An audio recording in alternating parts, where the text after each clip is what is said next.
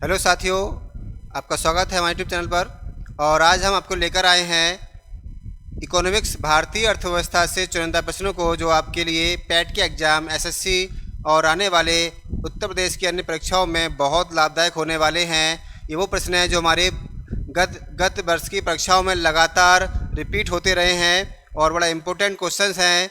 ये वीडियो आपके लिए बहुत लाभदायक होने वाली है हमारे पैट के और अन्य एग्ज़ाम के लिए। वीडियो को पूरा देखें और क्वेश्चंस को समझते हुए आने वाले एग्ज़ाम के लिए अपने आप को तैयार करें, जिससे आपका एग्ज़ाम में स्कोर 80 प्लस हो सके और अधिक बढ़ के हम जो है इसको 90 प्लस तक ले जा सकें। उसके लिए हमें इकोनॉमिक्स से आने वाले 5 क्वेश्चन जो है हमारे, उनको फोकस करके सॉल्व करना है। तो आज की पहली वीडियो में ये रहेगा। एक वीडियो और आपके इकोनॉमिक्स पर लाएंगे जो हमारे 5 क्वेश्चन हमारे जो है आपके सिक्योर कर सकें पैट के एग्ज़ाम में। चलिए स्टार्ट करते हैं। और देखिए, जो हमारे नए व्यूवर हैं, जो देखने वाले नए अभी जुड़े हैं, वो कृपया चैनल को सब्सक्राइब करें और जो हमारे पुराने दर्शक हैं वो चैनल को शेयर करें। बाकी सभी लोग शेयर करें और इसे अधिक से अधिक लाइक करें, सब्सक्राइब करें, जिससे हमारा आपका जो प्रेम है वो हम तक पहुंच सके। चलिए स्टार्ट कर लेते हैं। देखिए, क्वेश्चन है, आवश्यकता विहीन सिद्धांत के प्रतिपादक अर्थशास्त्री हैं। तो एक सिद्धांत है इकोनॉमिक्स में, आवश्यकता विहीन सिद्धांत। आवश्यकता विहीन सिद्धांत एक थ्योरी आई है और ये देखिए क्या है, इन्होंने कहा है, देखिए, अगर व्यक्ति को खुश रहना है तो उसको अपनी आवश्यकताओं को कम करना होगा। तो अपनी आवश्यकता को न्यूनतम कर लेना, या हम यूँ कहें अपनी क्षमता के अनुसार कर लेना, ये कहलाता है आवश्यकता विहीनता सिद्धांत। आवश्यकता विहीनता नहीं, आपकी कोई आवश्यकता ही ना रहे तो आप जीवन में खुश रहेंगे, ये सिद्धांत है। ये सिद्धांत किसने दिया? ऑप्शन है बीएन गाडगिल। देखिए, ये व्यक्ति राजनीतिक थे, कांग्रेस पार्टी से जुड़े रहे, राजनीतिक हैं। ये व्यक्ति राजनीतिक हैं, कांग्रेस पार्टी से जुड़े रहे हैं। अमर्त्य सेन देखिए भारत के प्रसिद्ध अर्थशास्त्री हैं और ये नोबेल पुरस्कार विजेता हैं। ठीक है ना, नोबेल पुरस्कार विजेता हैं अमर्त्य सेन। और यहाँ देखिए नीलकंठ रथ हैं। और एक ऑप्शन हमारा प्रोफेसर जेके मेहता है। तो इसका जो ऑप्शन है हमारा वो है आंसर प्रोफेसर जेके मेहता। तो प्रोफेसर जेके मेहता ने आवश्यकता विहीनता का सिद्धांत दिया कि आप अगर अपनी आवश्यकताओं को न्यूनतम कर लेते हैं तो आपकी खुशी बढ़ जाती है, यानी आपका जो है जीवन में अधिक सुख में वृद्धि हो जाती है, क्योंकि आवश्यकता नहीं रहेंगी तो आपको दुख नहीं होगा अपने धन की कमी का या संसाधनों की कमी का। ठीक है,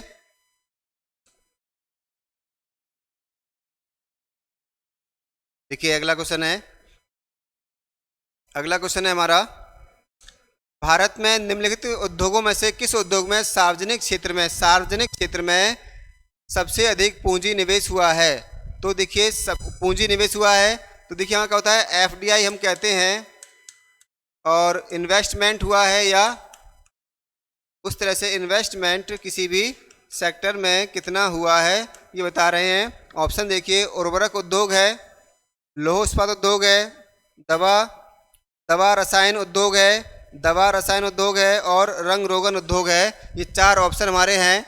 इनमें देखिए ये दो, इसमें हम देखें तो लौह इस्पात उद्योग, देखिए पिछले कुछ वर्षों में लौह इस्पात उद्योग में बहुत वृद्धि हुई है, उसमें काफ़ी सारा हमारा इन्वेस्टमेंट हुआ है। तो इसका जो आंसर है हमारा वो सबसे अधिक है लौह इस्पात उद्योग। और देखिए, लौह इस्पात उद्योग को आपका सभी उद्योगों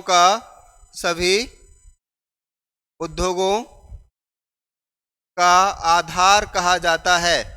तो सभी उद्योगों का आधार, तो आधारभूत उद्योग कहते हैं इसको, बेस इंडस्ट्री कहते हैं लौह इस्पात उद्योग को। बाकी सभी इंडस्ट्रीज इस पर डिपेंड है, क्योंकि हर उद्योग में हमें लौह इस्पात तो चाहिए ही चाहिए। तो इसका आंसर है हमारा लौह इस्पात उद्योग।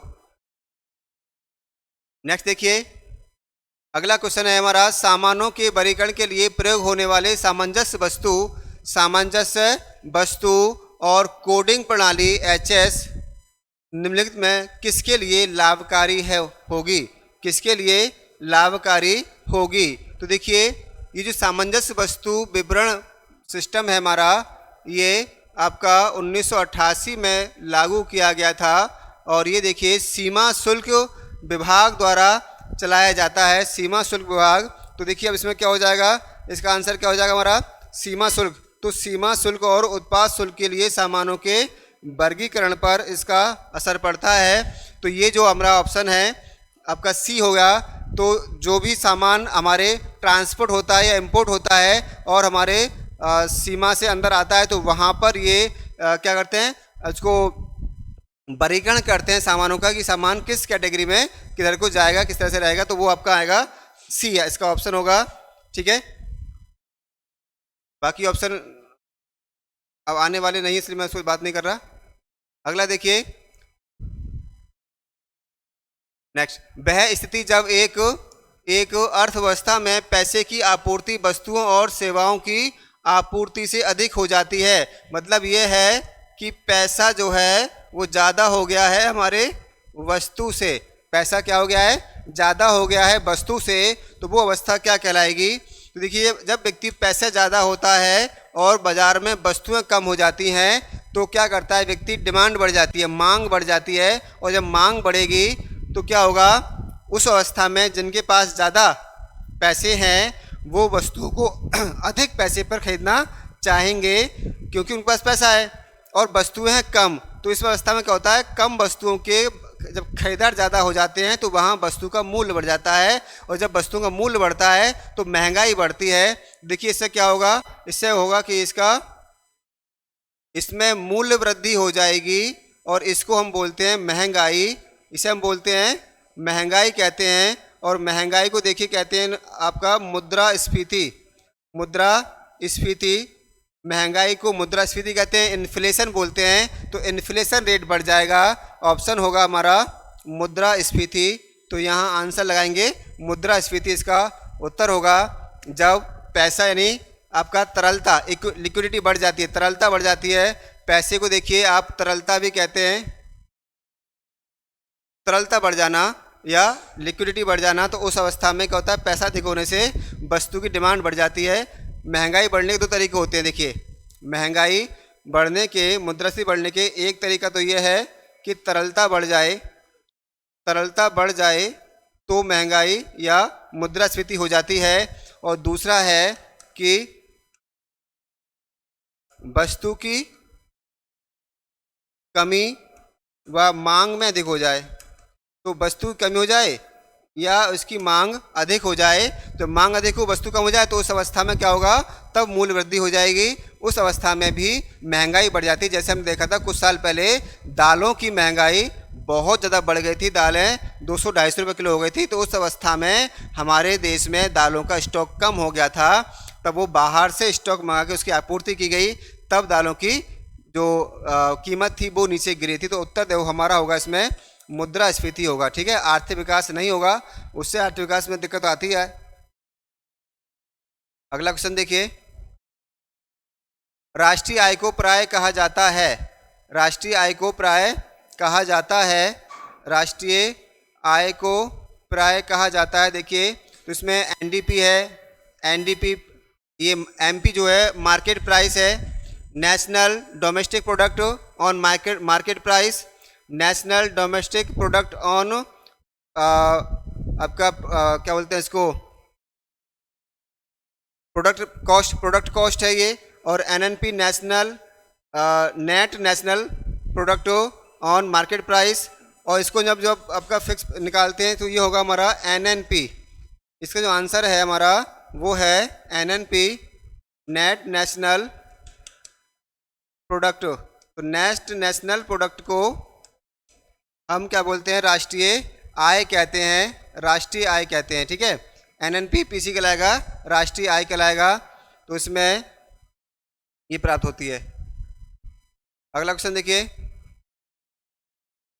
सकल राष्ट्रीय आय। सकल राष्ट्रीय आय हमेशा निवल राष्ट्रीय आय से अधिक होती है क्योंकि इसमें सम्मिलित होता है, इसमें सम्मिलित होता है। तो देखिए सकल राष्ट्रीय आय निवल राष्ट्रीय आय से जो है आपका एनएनपी से क्या होती है, अधिक होती है। इसमें शामिल होता है एक तो आय विदेशी आय, तो विदेशी आय इसमें शामिल नहीं होती है।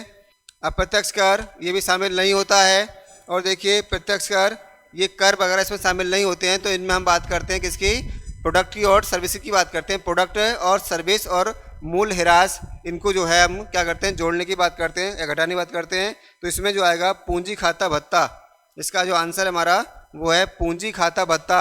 क्या होता है, आपका सकल राष्ट्रीय आय में जुड़ा होता है, इससे ये अधिक हो जाता है, जबकि इसमें हम इसमें नहीं जोड़ते हैं, नेवल राष्ट्रीय आय में से नहीं जोड़ते हैं।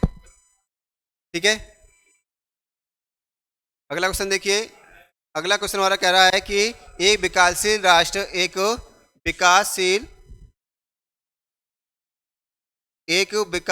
राष्ट्र में विदेशी आयात पर निर्भरता बढ़ सकती है।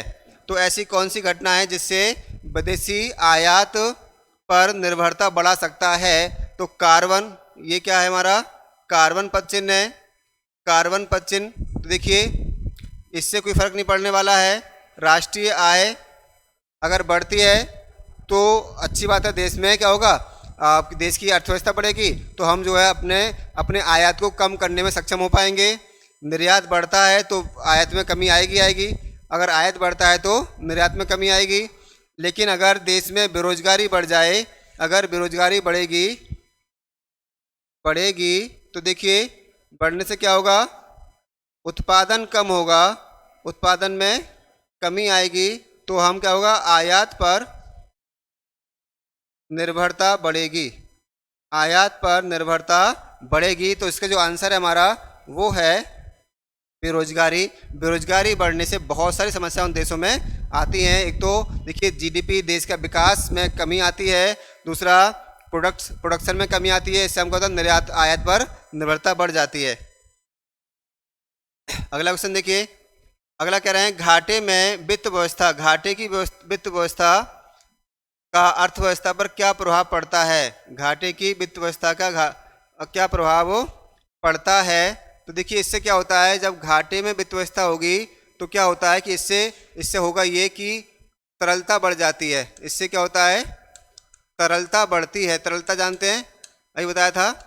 तरलता का मतलब क्या है कि देश में पैसे का प्रभाव, रुपए का प्रभाव, मुद्रा का प्रभाव बढ़ जाता है, लोगों के पास अधिक पैसा होता है, तो इसका सीधा प्रभाव पड़ता है। घाटे की व्यवस्था जब दर्शाते हैं हम, तो उसमें होता क्या है, तरलता बढ़ जाती है। तरलता बढ़ने से इसका प्रभाव क्या पड़ेगा, मुद्रास्फीति पड़ेगा। अर्थात इसका आंसर क्या होगा हमारा, मुद्रास्फीति होगा। तो मुद्रास्फीति होगा। अपस्फीति देखिए क्या होता है, इसका उल्टा होता है। जब पैसे की कमी हो और बाजार में क्या हो,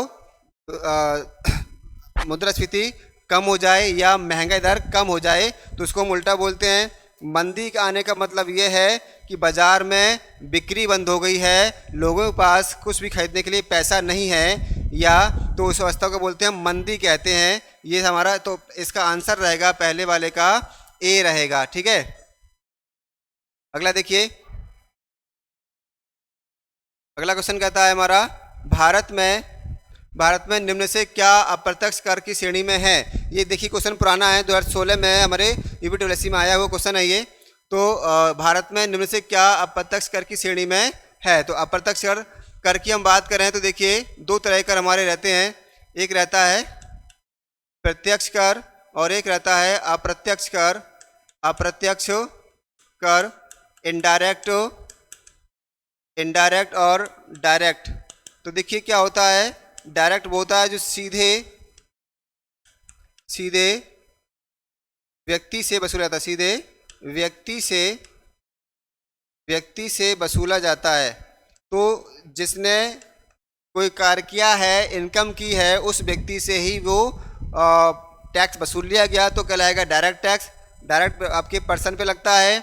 और अगर ये इनडायरेक्टली क्या होता है, सीधे अप्रत्यक्ष रूप से, कैसे, अप्रत्यक्ष रूप से वसूला जाता है। अप्रत्यक्ष रूप से वसूला जाएगा तो उसे हम बोलेंगे अप्रत्यक्ष कर बोलते हैं। ठीक है, इसे हम अप्रत्यक्ष कर कहते हैं। तो जैसे अगर क्या होता है, इसमें ऑप्शन देखें, आयकर। तो आयकर जो हमारा है प्रत्यक्ष कर है, क्योंकि व्यक्ति ने इनकम की, उसके अकाउंट में पैसे आए, एक सीमा से अधिक पैसे आते हैं तो सरकार को उस पर टैक्स देना होता है। वो डायरेक्टली उसके अकाउंट से कटेगा या उसे भरना पड़ेगा, वो कहलाएगा हमारा इनकम टैक्स। आयकर क्या है, प्रत्यक्ष कर की श्रेणी में आता है। सेवा कर, देखिए सेवा कर का यह सर्विस टैक्स है। जैसे मैं सेवा देता हूँ किसी व्यक्ति को, तो थर्ड पर्सन मेरे पास सेवा लेके आएगा, उससे मैं चार्ज करूँगा, उस चार्ज में एक सर्विस टैक्स भी इंक्लूड होगा, जो मुझे नहीं बल्कि जिसने सेवा ली है उसे भरना है। तो टैक्स मैं जमा कर रहा हूँ, लेकिन भरना किसको है, किसी सेकंड पर्सन को भरना है, तो उसको हम बोलेंगे सेवा कर बोलेंगे या इनडायरेक्ट टैक्स बोलेंगे। तो यहाँ जो आंसर है इसका वो है सेवा कर, सर्विस टैक्स है, जबकि संपत्ति कर जो होता है वो भी इनडायरेक्ट टैक्स है, और निगम कर, कैपिटल टैक्स भी हमारा डायरेक्ट टैक्स है। सॉरी, संपत्ति कर डायरेक्ट टैक्स है। तो इसमें 3 डायरेक्ट टैक्स है हमारे, आयकर, इनकम टैक्स, संपत्ति कर और निगम कर, कैपिटल टैक्स। ये हमारे क्या हैं, डायरेक्ट टैक्स के सोर्स हैं। जबकि देखिए इनडायरेक्ट टैक्स हमारा सेवा कर है, तो सेवा कर इनडायरेक्ट टैक्स है। लेकिन फिलहाल हम देखें 2017 से, कब से, 2017 से क्या किया उन्होंने, 17 से सभी इनडायरेक्ट टैक्स, जितने भी इनडायरेक्ट टैक्स को जीएसटी में शामिल कर लिया गया है। तो 2017 से जितने भी हमारे इनडायरेक्ट टैक्स हुआ करते थे, वैट थे या मनोरंजन कर से लेके जितने भी कर थे हमारे, सबके सब अब इसमें बढ़ गए हैं। अब 2 कैटेगरी हो गई हैं, एक तो सर्विस टैक्स और दूसरा गुड्स टैक्स। तो इसे हम बोलते हैं goods and service tax, goods and service tax. तो अब जो सर्विस टैक्स है वो जीएसटी का पार्ट हो गया है आपका 1 जुलाई 2017 से, ठीक है। तो ये हमारा इसका आंसर रहेगा, हमारा सेवा कर रहेगा इसका आंसर।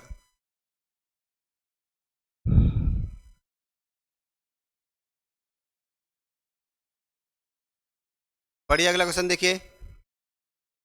ऑप्शन नहीं, अच्छे ऑप्शन नहीं दिख रहे इसके हैं। चलिए पहले क्वेश्चन पढ़ लेते हैं, फिर देखते हैं ऑप्शन इसके। क्वेश्चन पढ़िए, देखिए, निम्न में से कौन भारत में थोक मूल्य सूचकांक में मुख्य घटक है। तो देखिए थोक मूल्य सूचकांक, तो 2 सूचकांक हमारे जीडीपी के दर्शाते हैं, एक तो थोक मूल्य सूचकांक और दूसरा हमारा मार्केट प्राइस सूचकांक है। तो देखिए इसमें आपका आयकर, ईंधन और बिजली, विनिर्मित उत्पाद और सेवाएं, विनिर्मित उत्पाद और सेवाएं थोक मूल्य सूचकांक में मुख्य घटक हैं। इनमें से आयकर, ईंधन कर, तो ये सब बताया गया हमारा, है ना। देखिए इसमें क्या है, ऑप्शन देखिए, पहला है आयकर है, दूसरा ईंधन और बिजली कर है, तीसरा सेवाएं हैं और चौथा विनिर्मित कहते हैं जो बनाए गए हैं, जिनका प्रोडक्शन किया गया है, जिनका प्रोडक्शन किया गया है वो हैं। तो इसके ऑप्शन है 1, 2, 3, 1, 2 और 4, मतलब इसमें सेवाएं शामिल नहीं है। पहले ऑप्शन में सेवाएं शामिल नहीं है, पहले ऑप्शन में सेवाएं शामिल नहीं है। दूसरा देखिए बी, इसमें हमारा 2, 3, 4 और हम देखें आगे, अब इसमें और ऑप्शन है नीचे 1, 3, 4, 1, 2 और 3, 1, 2 और 3। तो देखिए इस क्वेश्चन का जो आंसर है हमारा, इस क्वेश्चन का आंसर जो है वो रहेगा ए। क्या रहेगा, ए। बाकी ऑप्शन छोड़ दें, बाकी ऑप्शन छोड़ दें, आंसर रहेगा इसका ए रहेगा, क्योंकि इसमें सेवाएं शामिल नहीं है। तो थोक मूल्य सूचकांक में सेवाएं शामिल नहीं होती हैं, आयकर शामिल होता है, ईंधन और बिजली और विनिर्मित उत्पाद ये शामिल होंगे, ठीक है। ये इसका आंसर रहेगा। अगला क्वेश्चन देखिए, नेक्स्ट क्वेश्चन देखिए, सकल घरेलू प्रसन्नता, सकल घरेलू प्रसन्नता की अवधारणा विकसित की गई। तो सकल घरेलू प्रसन्नता की अवधारणा विकसित की गई स्वीडन द्वारा, भूटान द्वारा, ऑस्ट्रेलिया द्वारा या भारत के द्वारा। तो देखिए ये दुनिया के एक छोटे से देश, और जिसने कहा कि देखिए वस्तुएं विकास, भौतिक विकास उतना ज़रूरी नहीं है जितना ज़रूरी हमारी अपनी प्रसन्नता है। तो हम अपनी बात करेंगे किसकी, प्रसन्नता के विकास की बात करेंगे, और वो किया था हमारे भूटान ने। तो इसका जो आंसर है वो है भूटान ने सकल घरेलू प्रसन्नता की अवधारणा को विकसित किया, अपने यहाँ लागू किया, ठीक है। आंसर होगा इसका भूटान, आंसर होगा इसका भूटान है। अगला क्वेश्चन पढ़िए, अगला क्वेश्चन देखिए, पूंजी खाता में परिवर्तनीयता। तो पूंजी खाता में परिवर्तनीयता के संदर्भ में निम्न कथनों पर विचार कीजिए, है ना। पूंजी खाता में परिवर्तनीयता के संदर्भ में निम्न कथनों पर विचार कीजिए। तो देखिए पहला है, ये भारत से विश्व की विभिन्न देशों में होने वाली पूंजी प्रवाह के संबंध में समझ सीमाओं में उन्मूलन को संदर्भित करता है।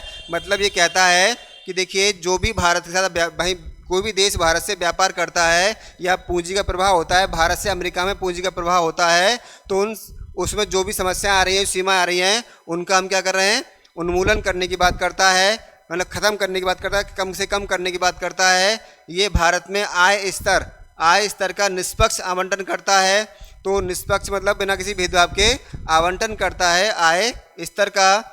तीसरा कह रहे हैं भारत में अंतर्राष्ट्रीय पूंजी जो विदेशों से यहाँ पूंजी आ रही है को कुशल विनियोग अथवा वितरण में सहयोग करता है, मतलब सही तरीके से उसका वितरण हो सके, विनियोग हो सके, ये इसमें सहायता करता है हमारा। तो इसका ऑप्शन देखिए 1 और 2, 2 और 3, 1 और 3, एक ऑप्शन और है इसमें, थोड़ा नीचे जाना पड़ेगा। एक ऑप्शन है हमारा 1, 2, 3। तो मैंने अभी जो 3 ऑप्शन पढ़े हमारे, ये तीनों बिल्कुल सही हैं और ये हमारे 1, 2, 3 यानी तीनों के ऑप्शन आपके पूंजी खाता परिवर्तनीयता को दर्शाते हैं। ऑप्शन नंबर डी इसका आंसर सही होगा। ठीक है, अगला देखिए भारत में मुद्रा आपूर्ति के मापन के संदर्भ में निम्न कथनों पर विचार कीजिए। तो मुद्रा मापन देखिए, ये जो हमारे आपका मुद्रा के प्रकार बताए गए हैं M0, M1, M2, M3 और इस तरह से इसको हम दर्शाते हैं मुद्रा के प्रकार के रूप में। तो मुद्रा आपूर्ति के रूप में दर्शाया गया। देखिए M1 कहता है, ऑप्शन नंबर 1 कहता है M1 क्या है, जनता के पास उपलब्ध मुद्रा प्लस बैंकिंग प्रणाली में मांग जमा, यानी जो बैंकिंग प्रणाली है उसमें जो जितना जमा है वो मांग जमा, आरबीआई में अन्य प्लस आरबीआई में अन्य जमा को इंगित करता है। जो आरबीआई में और जमा हुई है आपकी एसेट्स उसको इंगित करता है। 2 कहता है M3 कहता है, कह रहे हैं कि M4 प्लस डाकघर की जमा को इंगित करता है। तो 2 ऑप्शन है, ऑप्शन पूछा है हमसे क्या होगा, केवल 1 होगा, केवल 2, 1 और 2 दोनों होगा। तो देखिए इसमें M2 जो दे रखा है M3, ये क्या है इन्होंने, ये ऑप्शन गलत है, ये ऑप्शन गलत है। पहला ऑप्शन सही है, तो पहला ऑप्शन सही है इसका आंसर होगा केवल 1 यानी कि M1 की बात सही कही गई है, M3 के बारे में बात सही नहीं कह रहे हैं।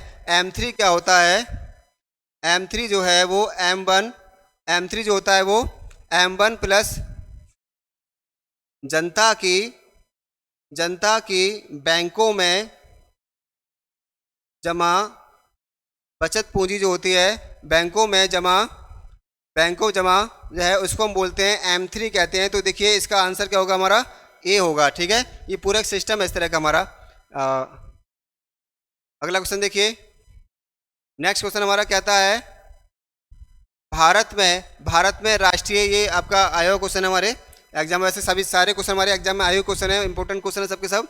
भारत में राष्ट्रीय आय का आकलन करने वाली संस्था, ये बड़ा इंपॉर्टेंट क्वेश्चन आता रहता है एग्जाम में। ठीक है ना, तो आता रहता है एग्जाम में, रिजर्व बैंक ऑफ इंडिया करता है या योजना आयोग करता है, वित्त मंत्रालय करता है, केंद्रीय सांख्यिकी संगठन करता है। देखिए रिजर्व बैंक जो है हमारा ये 1935 में गठित संस्था है और मुंबई में इसका हेडक्वार्टर मुंबई में है। इसे बैंकों का बैंक कहते हैं, तो इसे बैंक ऑफ बैंक्स कहते हैं, यानी ये सभी बैंकों को रेगुलेट करता है, सारे बैंकिंग प्रणाली को रेगुलेट करने का काम करता है आरबीआई। ठीक है, तो ये आपके राष्ट्रीय आय की गणना नहीं करता, इसका काम क्या है, बैंकों का रेगुलेशन करना है। दूसरा देखिए योजना आयोग है, योजना आयोग अब जो है बन गया है नीति आयोग, योजना आयोग बन गया है, अब नीति आयोग बन गया है, ध्यान रखें। अब ये नीति आयोग है, 2015 से पहले ये योजना आयोग था, इसका काम था प्लानिंग करना। तो देश के लिए योजना बनाना काम योजना आयोग का है, ये भी आय की गणना नहीं करता है। वित्त मंत्रालय आप जानते हैं, वित्त मंत्री हमारी निर्मला सीतारमण जी हैं जो वित्त मंत्रालय देख रही हैं। वित्त मंत्रालय जो है देश की अर्थव्यवस्था और बजट आदि का प्रबंधन करता है। ये भी हमारे राष्ट्रीय आय के बारे में कोई निर्णय नहीं लेता। तो देखिए केंद्रीय सांख्यिकी संगठन जो होता है ये इसका आंसर है। ये विभिन्न प्रकार के डाटा इकट्ठा करता है हमारे आसपास जाके, तो उस डाटा का उपयोग राष्ट्रीय आय निकालने में किया जाता है। आंसर होगा हमारा डी।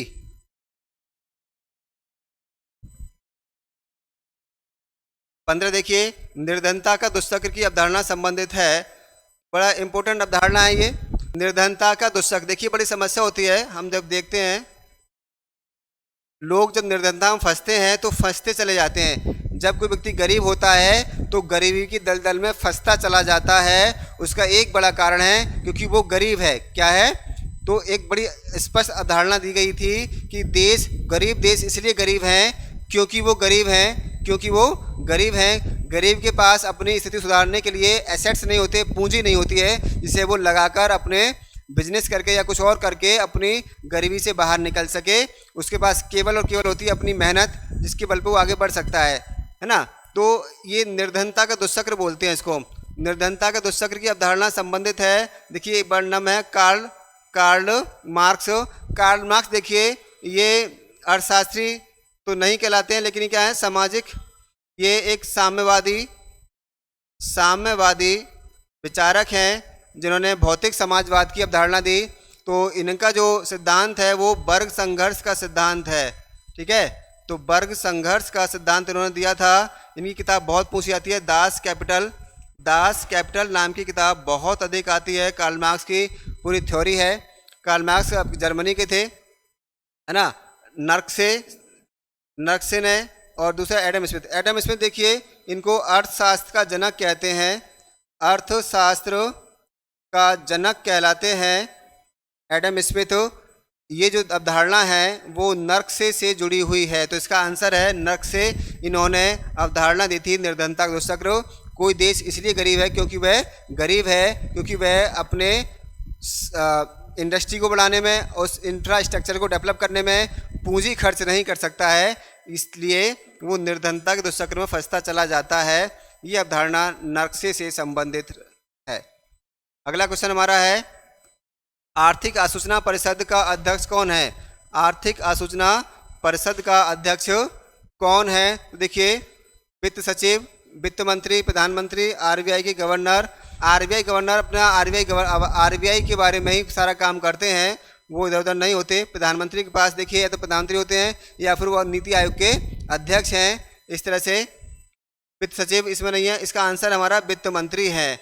तो जो संस्था है हमारी, इसके जो अध्यक्ष हैं वो वित्त मंत्री होते हैं। EIC देखिए ये हमारा आर्थिक भ्रष्टाचार जो होता है, आर्थिक भ्रष्टाचार की जांच के लिए बना एक सर्वोच्च संस्था है। तो आर्थिक भ्रष्टाचार की जांच की संस्था है आपकी EIC। आंसर है इसका वित्त मंत्री। अब देखिए इकोनॉमिक सर्वे किसके द्वारा प्रकाशित किया जाता है? इकोनॉमिक सर्वे किसके द्वारा प्रकाशित किया जाता है? इन्होंने ऑप्शन गलत कर दिया इसमें। इकोनॉमिक सर्वे किसके द्वारा, यहाँ पर हमारा ऑप्शन आना था जो मिस कर दिया है हमारे टाइपिस्ट ने, तो इस क्वेश्चन को हम जो है छोड़ देते हैं। अच्छा,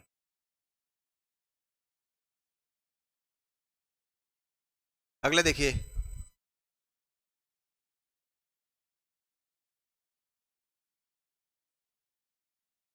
क्वेश्चन है अधिक अन्न उपजाओ अभियान किस वर्ष से प्रारंभ किया गया?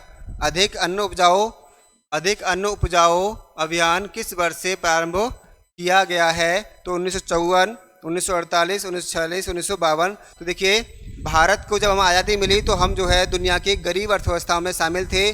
भारत एक कृषि प्रधान देश होने के बावजूद अपने खाने के लिए अन्न उपजा में सक्षम नहीं था। उस अवस्था को देखते हुए भारत सरकार ने आज़ादी के तुरंत बाद ही एक प्लान लेकर आए कि देखो भाई अधिक अन्न उपजाना पड़ेगा तभी काम चलेगा। उसके लिए जो हमारा वर्ष है वो है 1948 में। तो 1948 में अधिक अन्न उपजाओ का जो है अभियान शुरू किया गया। और देखिए इसके लिए उन्होंने क्या किया, 1966-67 से फिर पूरा एक प्रोग्राम लेकर आए जिसे हम बोलते हैं हरित क्रांति।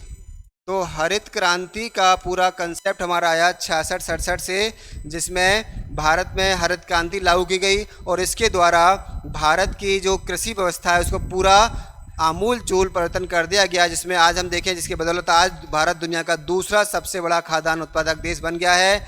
हम ना केवल आत्मनिर्भर हैं बल्कि दुनिया का पेट भरने के लिए भी सक्षम हम हैं हरित क्रांति के दम पर। एम.एस. स्वामीनाथन ने ये कारनामा करके भारत में दिखाया। एम.एस. स्वामीनाथन ने। ठीक है, अगला क्वेश्चन देखिए 19। गरीबी को मापने के लिए उपयोग की जाने वाली सामान्य विधि जो उपभोग के स्तर पर आधारित होती है क्या कहलाती है? तो देश में गरीबी को मापने के लिए एक रेखा खींची गई है, ये कहते हैं इस रेखा से नीचे है तो वो BPL है और इससे ऊपर है तो वह APL है। ये है, इसे हम बोलते हैं पॉवर्टी लाइन। तो ये कहलाती है पॉवर्टी लाइन। इसके द्वारा मापा जाता है कि कौन गरीबी है और कौन गरीबी से ऊपर है। तो देखिए ये लाइन कहलाती है। तो इसका जो आंसर होगा हमारा आय रेखा नहीं है, गरीबी हेल्पलाइन भी नहीं है ना, आर्थिक रेखा भी नहीं है। इसका आंसर है गरीबी रेखा। तो गरीबी रेखा से ये पैमाना है मापने का कि देश में गरीब कितने हैं और अमीर कितने हैं। देखिए गरीबी मापने का जो पैमाना हमारे यहाँ आजकल है वो है तेंदुलकर समिति ने एक नया पैमाना दिया हमें और वो है दैनिक खर्च पैमाना है। इसमें दैनिक खर्च के आधार पर गरीबी का पैमाना होता है। अगर कोई व्यक्ति शहर में रहता है और अपने ऊपर प्रतिदिन 32 रुपये खर्च करता है सुबह से लेकर शाम तक डेली, तो वो व्यक्ति गरीब नहीं है। और गांव में अगर वो रहता है 26 रुपये खर्च करता है अपने ऊपर तो वो गरीब नहीं है, APL कहलाएगा, एवर पॉवर्टी लाइन। तो अजीब सी बात है, 26 रुपये या 32 रुपये में आप कहीं खाना खाने बैठ जाएं बाहर तो आपका जो है पेट तो क्या गले तक भी जो है उतर जाए, अच्छी बात है। लेकिन कुछ जगह अभी भी थोड़ा सस्ता खाना मिल जाता है हमारे यहाँ, 20-30 रुपये में खाना पेट भर, लेकिन वो एक बार में भर पाएगा 20-30 रुपये में। फिलहाल सरकार के मानक है ना। तो ये तेंदुलकर समिति के अनुसार क्या है, ये हमारा है 32 और 26 रुपये का आकलन फिलहाल चल रहा है। इससे पहले कैलोरी पर था, अगर गांव में व्यक्ति 2100 कैलोरी ले रहा है तो वो गरीब नहीं कहलाएगा। अच्छा अगला क्वेश्चन देखिए, इक्विटी शेयर कैपिटल से निश्चित ब्याज वहन निधि के अनुपात को कहा जाता है ना। इक्विटी शेयर कैपिटल, तो इक्विटी शेयर कैपिटल जो हमारा है इसमें निश्चित ब्याज वहन निधि, तो उसको क्या अनुपात जो है उसको क्या कहते हैं, मालकान अनुपात, पूंजी लाभ अनुपात, पूंजी आवर्तन अनुपात, ऋण सेवा क्षमता अनुपात। देखिए जब हम इक्विटी शेयर कैपिटल से निश्चित ब्याज वहन करने की क्षमता रखते हैं तो उसको हम बोलते हैं पूंजी लाभ अनुपात, यानी हमारा कितना उससे लाभ हो रहा है। इसका आंसर होगा B। तो ध्यान रखें इसका आंसर होगा B है। अगला क्वेश्चन देखिए, भारत में पहली आर्थिक जनगणना कब की गई? भारत में पहली आर्थिक जनगणना कब की गई? ध्यान रखें यहाँ जनगणना से मतलब आपकी जो पॉपुलेशन सेंसस है उससे नहीं है। पॉपुलेशन सेंसस जो हमारी हुई थी वो तो हुई थी हमारी 1881 से आरंभ हुई थी, और जो आर्थिक जनगणना है ये 1977 से आरंभ हुई है। तो इसका जो आंसर है वो 77 है। 77 से ये आर्थिक जनगणना हमारी आरंभ हुई है। अब तक ये 6 बार हो चुकी है। यहाँ आपकी 77 में हुई, फिर ये 80 में की गई, फिर ये 90 में की गई, फिर ये 90 में की गई, 90 के बाद ये फिर 98 में हुई, 2005 में हुई, 2013 में, और अभी हाल ही में ये 2019 में हुई है। तो 2019 में लास्ट हमारी ये आर्थिक जनगणना हुई है। ठीक है, तो ये 6 बार अब तक हुई है। 1977 से 77 से इसका आरंभ हुआ है। आंसर रहेगा हमारा 77। क्वेश्चन पढ़िए अगला देखिए। क्वेश्चन कहता है हमारा, इनमें से कौन महात्मा गांधी का आर्थिक विचार नहीं है? तो महात्मा गांधी के भी देखिए आर्थिक विचार थे, केवल राजनीतिक व्यक्ति नहीं थे। वो देश को आगे बढ़ाने के संदर्भ में उन्होंने पूरे अपने विचार दिए हैं, और विचार उनके कहलाते हैं हमारे ट्रस्टीशिप। तो वो कहलाते हैं ट्रस्टीशिप के विचार कहलाते हैं। महात्मा गांधी जी मानते थे कि देखिए भारत वास्तव में ग्रामीण आबादी का देश है और अधिक जनसंख्या का देश है। अधिक जनसंख्या वाले देश में लोगों हर हाथ को रोजगार चाहिए और हर हाथ को रोजगार मिलेगा कुटीर उद्योग से। इनकी जो मुख्य अवधारणा थी, ये पक्ष में थे कुटीर लघु उद्योग के। तो ये कुटीर और लघु उद्योग के पक्ष में थे गांधी जी। गांधी जी कभी भी बड़ी मशीनरी, बड़े बड़े उद्योगों के पक्ष में नहीं रहे। मशीनों का उन्होंने विरोध किया कि ये लोगों के हाथों से रोजगार छीनती हैं। तो इसका आंसर देखिए, गैर हिंसक अर्थव्यवस्था। ऐसी कोई अर्थव्यवस्था नहीं होती है, ये ऑप्शन नहीं आएगा। विकेंद्रीकरण कुटीर उद्योग, विकेंद्रीकरण कुटीर उद्योग, है ना, ये इन्होंने कहा 22 का। देखिए हमारा विकेंद्रीकरण तो केवल ये नहीं था, मशीनरी और नवीनतम तकनीक का अधिकतम उपयोग, गांव या गांव सभ्यता का पुनर्जन। तो देखिए है क्या, अच्छा क्वेश्चन पूछा उन्होंने, नहीं है तो नहीं। देखिए मशीनरी में बताया, मशीनरी का वो उपयोग के लिए ज़्यादा जो है प्रेफर नहीं करते थे, मना करते थे कि मशीनें क्या होती हैं, गाँव लोगों से रोजगार छीनती हैं। तो इसका आंसर जो होगा वो होगा सी। ये इनके विचार नहीं है। गैर हिंसक अर्थव्यवस्था, अर्थव्यवस्था में भी आपका जो है हिंसा ना हो। विकेंद्रीकरण करिए, यानी पंचायतों के वो बड़ा आपके पक्षधर थे। कुटीर उद्योग मैंने बताया आपको, इसके पक्षधर थे। और गांव की अर्थव्यवस्था के पक्षधर थे। ये आपका ऑप्शन होगा इसका मशीनरी वाला सी। अगला क्वेश्चन पढ़िए। एपीडा का विस्तृत रूप क्या है? तो एपीडा का विस्तृत रूप क्या है? डेयरी और सहयोगी उत्पादों के निर्माता और निर्यातकों की एसोसिएशन। ये इसका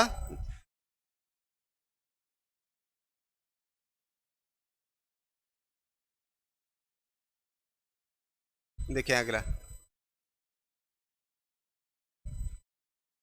डेयरी और सहयोगी उत्पादों, फिर गलत हो गया, डेयरी और सहयोगी उत्पादों के निर्माता और निर्यातकों की एसोसिएशन। ये इसका ऑप्शन नहीं है। कृषि उत्पाद निर्यात विकास प्राधिकरण, ये इसका ऑप्शन नहीं है। संसाधित खाद्य निर्यात की एसोसिएशन, ये नहीं है। इसका अर्थ है कृषि और प्रसंस्कृत खाद्य उत्पाद निर्यात विकास प्राधिकरण इसका उत्तर है। तो देखिए डी इसका ऑप्शन होगा हमारा, डी इसका ऑप्शन रहेगा।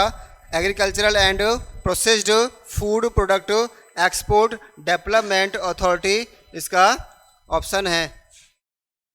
अगला क्वेश्चन देखिए, बिटकॉइन क्या है? देखिए बड़ा चर्चित आपका आजकल का ये आपका मुद्दा है बिटकॉइन। तो बिटकॉइन देखिए क्या है, बिटकॉइन क्या है, बहुत ही चर्चित है। ऑप्शन देखिए, डेटा संग्रहित करने की डिवाइस है। ये ऐसा नहीं है, ऐसी कोई डिवाइस नहीं है ये, बल्कि क्या एक तरह का सॉफ्टवेयर है। बल्कि एक तरह क्या है, सॉफ्टवेयर है जो दिखाई, और सॉफ्टवेयर बहुत जो दिखाई देते नहीं है। डेटा मापने की इकाई है ये भी नहीं है। चिप्स के बारे में है, तो चिप्स देखिए ऐसा कुछ नहीं है। चिप्स मतलब वो जो हमारी चिप बनती है कंप्यूटर की। ये क्या है, डिजिटल मुद्रा है। तो ये देखिए डिजिटल मुद्रा है। बिटकॉइन एक डिजिटल मुद्रा है, एक ऐसी मुद्रा है जो हमें ना हम छू सकते हैं, ना जिसे हम देख सकते हैं, जो बस हमारे ऑनलाइन लेन देन में ही काम आती है। इसे हम ऑनलाइन इसका व्यापार कर सकते हैं। दुनिया की बहुत ज़्यादा महंगी और आपकी हॉट करेंसी में जानी जाती है बिटकॉइन, ठीक है ना। तो ये कहलाएगा, कहते हैं लोग भविष्य में इसका ही भविष्य है। भारत सरकार भी इस तरह की आपकी ऑनलाइन करेंसी जारी करने वाली थी। पिछले हमारे बजट में इसकी घोषणा की गई थी। देखते हैं भारत में भी अगर ऐसा होता है तो भारत की अपनी बिटकॉइन करेंसी होगी। फिलहाल हमारे पास ऐसी कोई ऑनलाइन करेंसी नहीं है। अभी हमारे पास रुपया है जो ऑफलाइन चलता है, हमारे हाथ में आता है और हाथ से फिर निकल कर जहाँ उसकी मर्जी वहाँ चला जाता है ना। वो देखिए आगे बिटकॉइन। अगला देखिए, मूल लेखांकन समीकरण है। मूल लेखांकन समीकरण है शेयर धारकों का हिस्सा बराबर संपत्ति और देयताएं, लाभ बराबर राजस्व लागत, संपत्ति, देयताएं और शेयर धारकों का हिस्सा। तो यहाँ देखिए मूल लेखांकन समीकरण को हम ऑप्शन नंबर सी से दर्शाते हैं, जिसमें संपत्ति को हम मानते हैं तब जब उसमें देयताएं शामिल कर ली जाएं। और जो शेयर धारक हैं उसके उनका हिस्सा शामिल कर लिया जाए तो ये संपत्ति बन जाती है। इसको मूल लेखांकन के रूप में जाना जाता है। ऑप्शन रहेगा हमारा सी, ऑप्शन सी। अगला क्वेश्चन देखिए, अगला क्वेश्चन है हमारा, अगला क्वेश्चन पढ़िए। महात्मा गांधी भारत के विरुद्ध थे। देखिए महात्मा गांधी की जो अर्थव्यवस्था है फिर से वही आ गई है।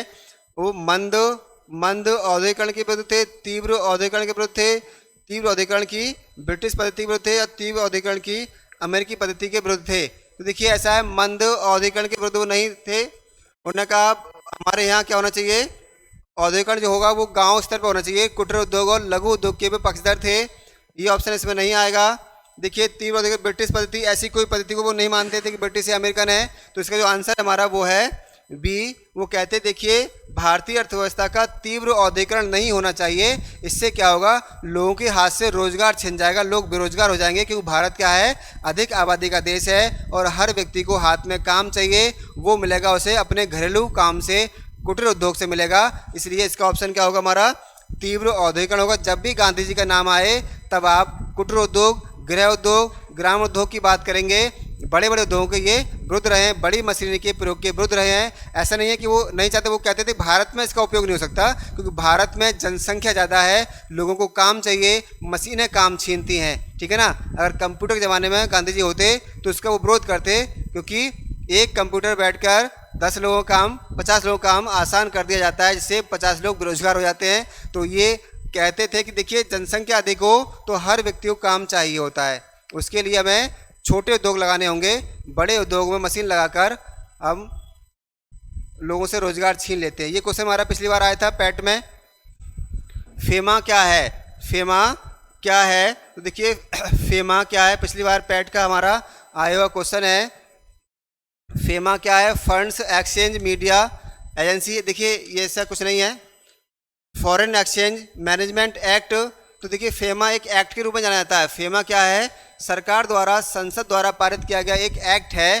तो अगर कहीं एक्ट लिखा हुआ आ जाए तो उसे पहचानना बड़ा आसान है ना। अगर एक्ट लगा हुआ आ जाता है तो इसे पहचानना आसान हो जाता है। ये एक्ट है तो इसका आंसर देखिए, हमने ये पकड़ा एक्ट है तो इसका आंसर ये हो जाएगा फॉरेन एक्सचेंज मैनेजमेंट एक्ट है फेमा। इसका आंसर यही है। काम क्या है इसका, देखिए ये विदेशी हमारे लेन देन को, पैसे के, रुपए के लेन देन को, मुद्रा के लेन देन को आसान बनाने का, उसको मैनेज करने का एक एक्ट है फेमा। तो कई बार क्या होता है, जब कोई व्यक्ति विदेशी लेन देन में हेराफेरी करता है या मुद्रा के लेन देन में हेराफेरी करता है तो उस पर फेमा एक्ट लगाया जाता है। उसको फेमा एक्ट के तहत कार्रवाई की जाती है, उसे गिरफ्तार भी किया जा सकता है। तो ये फेमा है, foreign exchange management act. Clear हो गया होगा।